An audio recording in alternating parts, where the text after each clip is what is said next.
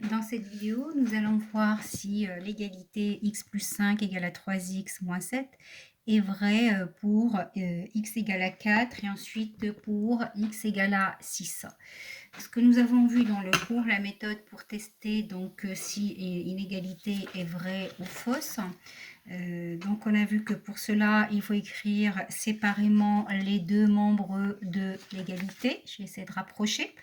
On remplace chaque lettre par sa valeur numérique. Ici, c'est le x qui va être remplacé par 4 et ensuite par 6.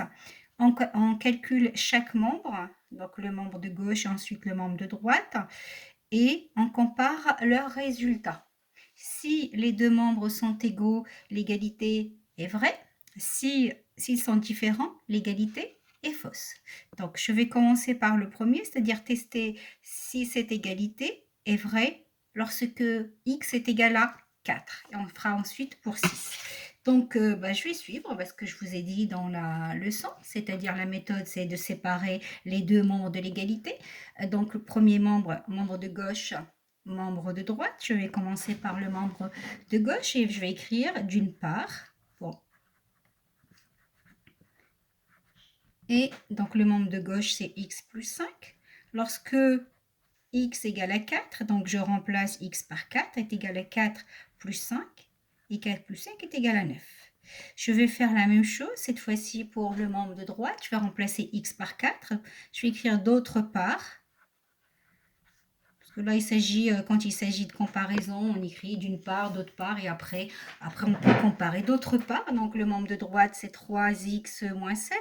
On a vu que 3x, ça sous-entend 3 fois x, mais on ne le met pas par convention, pour simplifier un peu l'écriture. Et donc là, je vais remplacer le x également par 4, puisque je fais le test pour x égale à 4. Donc, 3 fois 4, x égale à 4, moins 7.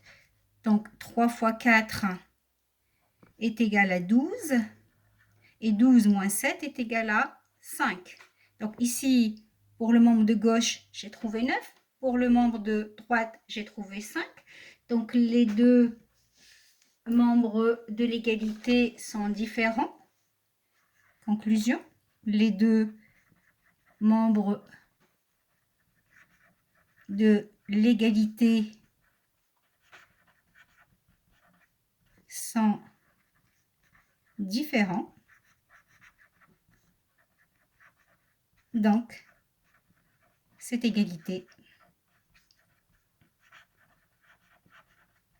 est fausse. Il faut bien préciser qu'elle est fausse pour x égale à 4, parce que si elle est fausse pour x égale à 4, ça ne veut pas dire qu'elle est fausse tout le temps. On va faire un autre test pour voir, mais il faut toujours préciser pour quelle valeur elle est fausse ou elle est vraie. Donc, je vais faire la même chose donc, pour la question 2.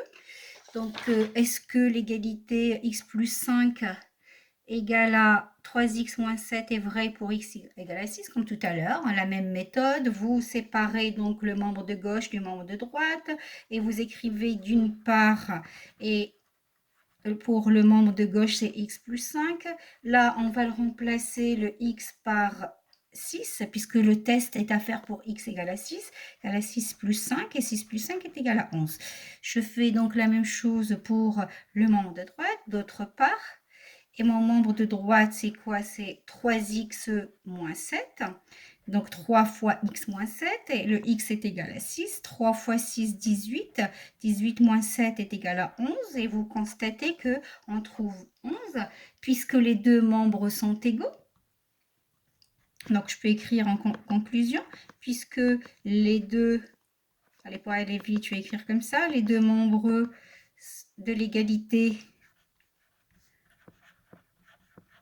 sont égaux. L'égalité est vraie pour x égale à 6. Donc, elle était fausse pour x égale à 4. Elle est vraie pour x égale à 6. Donc, voilà comment la méthode pour tester si une égalité est vraie ou fausse.